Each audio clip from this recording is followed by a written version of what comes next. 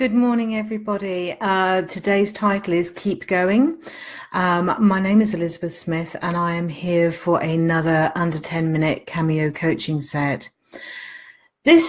Today's subject has come from working over the last few weeks, thinking about this time of year and what I can perhaps present to you next week that could help you in 2018. And as we all know, that's exactly where we're all heading.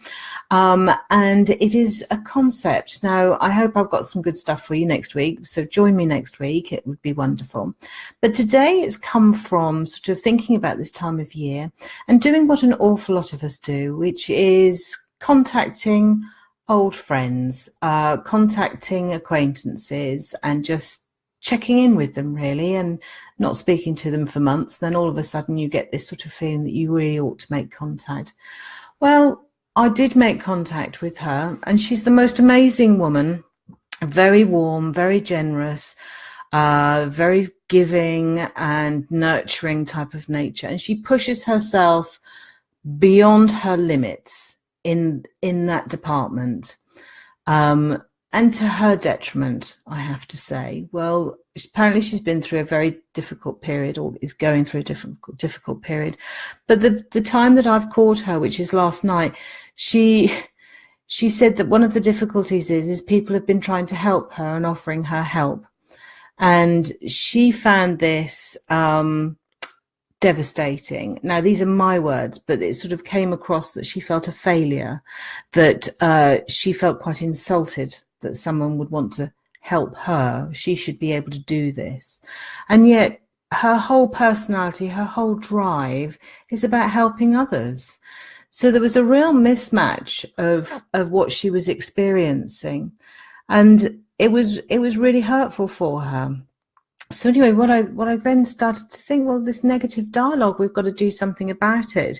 But because it was bringing her down, and it was bringing her so far down that actually it was affecting all her daily functions and her work functions. And yet it came from a gesture of love and compassion and total respect from people who do love her.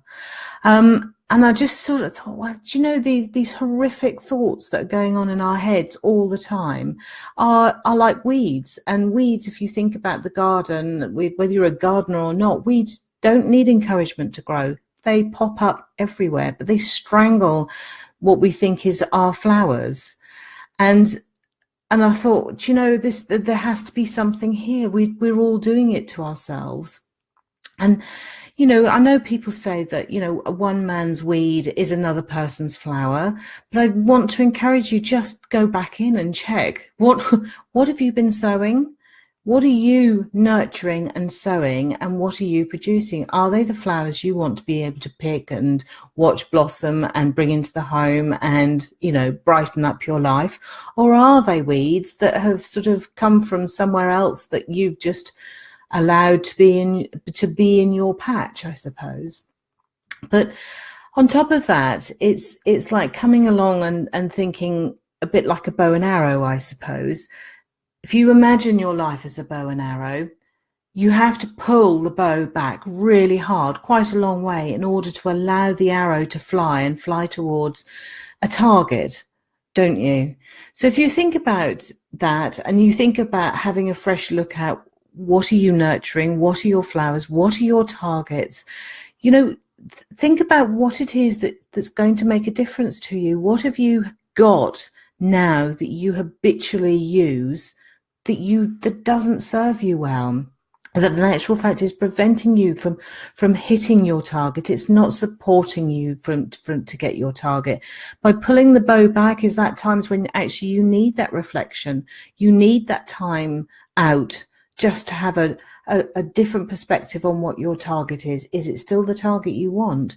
Is it when actually that bow being brought back, is that when your family help you? Is that where your friends help you? Is that where those gestures and those gifts come from? Are they the times when you need that extra strength just to step back from it? And it makes a difference. That tension on that bow will make the difference about how quickly and how directly you hit your target. Now, I'm not sort of suggesting that this is the be all and end all of everything, but when we come to this time of year and it's reflection time, I really do encourage you just to spend a few moments over the weekend with a quiet drink or a hot chocolate or something, or walking in the woods or on the beach with your puppies and what have you. Just take a few minutes just to reflect on it, and reflect on whether or not you're crushing somebody else's gifts. So you might not want to accept help, but from the giver's perspective, it's the best gift they could ever give you. And by accepting it, you are actually helping somebody else pull back their bow and shoot their arrows. You know, there's a great to and fro, give and take in life, and we're all here and we should be helping each other. One of my favorite quotes has come from a country song, and it is about sort of, you learn in life to you dare to dance the rapids and you learn to dance the tide. And I think it's amazing, and that's what life is like. But learning these steps means that you have a teacher. It means that you have help and support around you. Don't try and do it on your own. It doesn't need to be done on its own. But the best way to do this is just to do it together. And I hope you've got something out of this. Please, if you know anybody out there who's struggling, share the video with them. I love to have my videos shared. You know, drop me a comment. I'd love to speak to you. But yeah, don't struggle on your own. I hope you have a lovely weekend, and I'll see you soon. Bye-bye.